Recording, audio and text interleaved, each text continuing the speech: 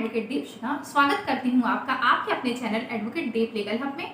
आज के इस वीडियो में हम बात करेंगे धारा 498 ए पर।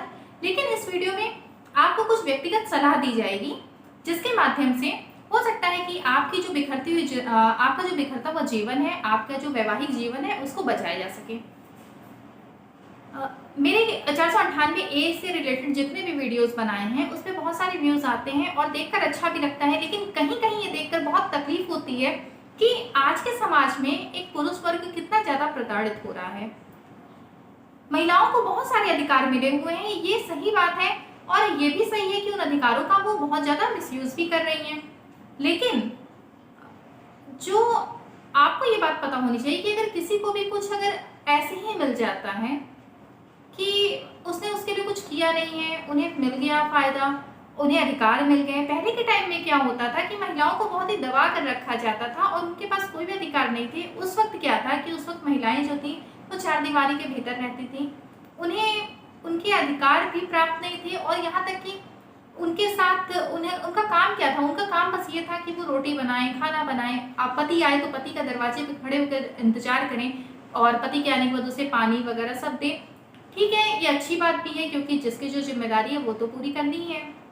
लेकिन आज के टाइम में क्या है कि आज के टाइम में लड़के भी पढ़ रहे हैं और लड़कियां भी पढ़ रही हैं, और पढ़ाई के साथ साथ लड़के भी अपने करियर को लेकर जितने जागरूक हैं उतनी ही जागरूक लड़कियां भी हैं अपने करियर को लेकर के। तो आजकल होता क्या है कि एक तो शादी जो होती है वो 30-32 की एज में होती है। अब 30-32 की एज में अगर शादी हो रही है तो आप किसी को ये सोचिए कि आप उसको अपनी तरह से ढाल लीजिए, तो ऐसा तो बिल्कुल नहीं होता। पहले के टाइम में 17-18 में शादी हो जाती थी तो समझ में आता था कि चलो इंसान 5 साल 10 साल में ढल जाता था एक दूसरे के मुताबिक। लेकिन आज के टाइम में जब इतनी एज में शादी हो रही है तो एक जो जीवन का एक पड़ाव होता है वो इंसान बिता चुका होता है। अब उसको बिता लेने के बाद अगर आप ये सोचते हैं कि आप जो लड़की आ रही है आप उसको अपने तरह से ढाल लीजिए, तो ऐसा नहीं हो सकता। कहीं कहीं आपको समझौता करना होता है और कहीं कहीं समझौता उस लड़की को भी करना होता है। तो ऐसा नहीं है कि केवल आप ही समझौता करेंगे। समझौता अगर हो रहा है तो दोनों तरफ से होना चाहिए, कहीं आप उसको समझिए, कहीं वो आपको समझे। आपके बीच में जो छोटे छोटे झगड़े होते हैं उन झगड़ों को लेकर के आप दूसरों से डिस्कस करते हैं।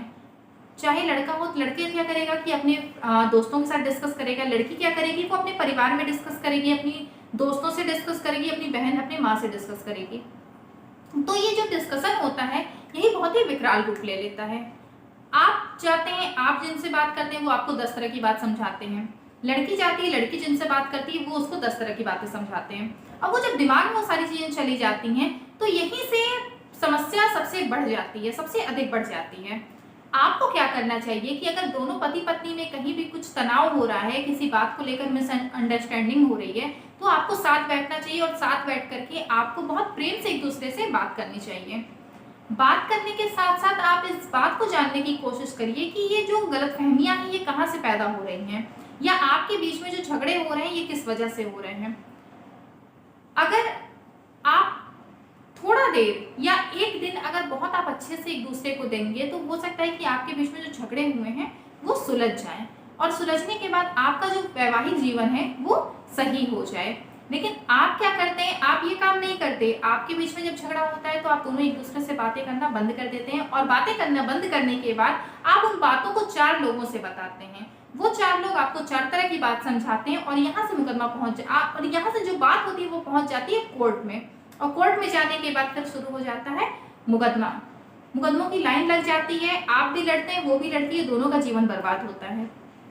हो सकता है कि आप दोनों के बच्चे हों। अब अगर ये मुकदमा चल रहा है तो उससे केवल आप ही दोनों प्रभावित नहीं हो रहे हैं, प्रभावित वो बच्चा भी हो रहा है। तो आपको क्या करना चाहिए कि आपको बैठ के पहले बात करनी चाहिए, और अगर कहीं आप कॉम्प्रोमाइज कर सकते हैं दोनों लोग तो आप कॉम्प्रोमाइज कर लीजिए। आप अपनी बातों को, अपने झगड़ों को आप कोर्ट तक मत ले जाइए।